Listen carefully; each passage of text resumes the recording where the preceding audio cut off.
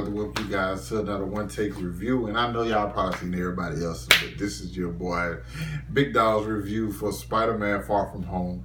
And I think I'm gonna be just like everybody else, even though the movie came out. I got my non-spoiler review today. This is my non-spoiler review. My spoiler review will be up tomorrow, along with like my video talking about the end credit scenes and mid credit scene, post credit scene. But overall, I just got going into this movie. I kind of had a pretty good idea as to like how things were going to turn out, and I can't. And if I'm being honest, I think it pretty much played out how I expected it to. Like there are ways they did certain things in this film. It was like, okay, they did it this way, but like overall, I still kind of felt like they went down the path I thought they was going. But and I've heard so many great things about this film. And my whole thing was like, okay, people are hyping it up way too much for me. You know what I'm saying? I kind of, at some point in time, I had to step back from all the reviews and all the positive stuff. Even though that's great, but I had to like step back and like, hey, really take it in, like see it for myself. You know what I'm saying? And so, and form my own opinion about the film. And so, to the beginning of the film, it took me a minute to get into. Not necessarily because the movie, it just I kind of had like this uneasy feeling at first, and then the movie went along, and like I'm starting to get into it. Like if you hear this, the movie at the beginning plays out like a high school comedy. You know what I'm saying? High school comedy / romance. You know what I'm saying? That's pretty much how it plays out at the beginning. Then you get into the more Spider-Man stuff after that. You know what I'm saying? But what I loved about Homecoming so much is that I love the group of kids. I love the ensemble of kids. You know what I'm saying? You care about them, and like so when we're in that buddy rom-com type of a movie, a coming of age story, I'm invested because I like the kids, and those are like my favorite types of things. Rom-coms and coming of age. It's like superhero rom-com / coming of age are like my top 3 favorite genres of films. And so with this one, that's what you get. Like you get that all tied into it. You know what I'm saying?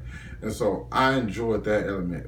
Tom Holland as Spider-Man, he's my favorite Spider-Man by quite a bit, man. It's just the guy's charismatic. Like he embodies what Spider-Man is, or who Spider-Man is. In the movies, it's just a good time, man, and it makes you happy. When they hit those emotional beats, that they make you happy. A lot of people had a problem with like Zendaya's character MJ in the first one. I enjoyed her character. In this one, I think they expound upon her character more. You know what I'm saying? You understand the way she do, the things she does. Ned's back, he's hilarious. Like the movie's hilarious.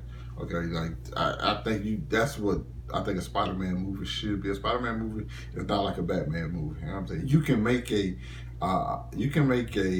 funny or you can make a serious Spider-Man movie, but Spider-Man's the trick with Spider-Man is like he's still funny. You know what I'm saying? Even if stuff is going terrible in his life, his commentary on his life is always funny. That's how he, you know what I'm saying, get through those hard times. And so I think they did that great. Do you know Jake Gyllenhaal? We all know Jake Gyllenhaal plays Mysterio. God dang, man, I wish Jake Gyllenhaal was Batman, bro. I really wish they would have got him as Batman. Jake Gyllenhaal's amazing. Okay, there's so many, I can point out so many moments in this when he was just absolutely on point. MVP, a lot of people have him MVP of the movie, but MVP of the movie for me is Tom Holland, man. Like he has so many different moments where he has these highs and lows and this nervousness and like, hey, you know what I'm saying, because he's trying to approach MJ and like tell her how he feel. You know what I'm saying? But it's just so many things are going wrong. And one thing, my biggest issue with Spider-Man Homecoming was the third act. I like the movie a lot, but I felt like the third act was underwhelming. This movie does not suffer from that at all. they have some sequences in this movie that have to be some of the greatest stuff in the MCU. And I'm not over exaggerating. I'm not overselling it at all. It is spectacular. You would know exactly what I'm talking about when it happens. I guarantee you, if you haven't seen it already, or if you have seen it, I know you know exactly what I'm talking about. The movie's great. Wasn't perfect. Like I said, just certain things. I want to see it again. I'll probably see it again this week, but it wasn't perfect. But as far as Spider-Man film, it was great, and it's up there in the upper echelon of Spider-Man films. I'm not really into like ranking Spider-Man films right now. You know what I'm saying? Because I just saw this, and I just want to enjoy this film as what it is, and I'll rank it later. It could be number one, could be number two, could be number three. I don't know. But right now, I just want to enjoy this film and what it was. So for me, Spider-Man Far From Home, it's an A-. Go out, check it out. Make sure you stay for those post-credit scenes. Great. This is setting up some beautiful stuff for the Marvel Cinematic Universe to come. But you guys let me know what you thought about it down in the comments. Hit that like button, subscribe to my channel. I'll catch up with you guys later. Peace.